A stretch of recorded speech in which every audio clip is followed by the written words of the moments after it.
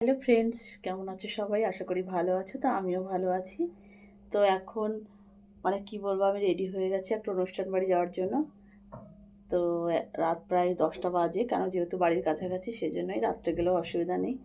তো দেখো, এত কি বলবো তোমাদেরকে ফ্রেন্ডস, যে মানুষের কতটা কথাবার্তা ধরন। একটা জায়গায় গেলে একটু সেজেগুজে যাবো, সেটাও যেতে পারবো না। তার কারণ হচ্ছে তাদের প্রবলেম।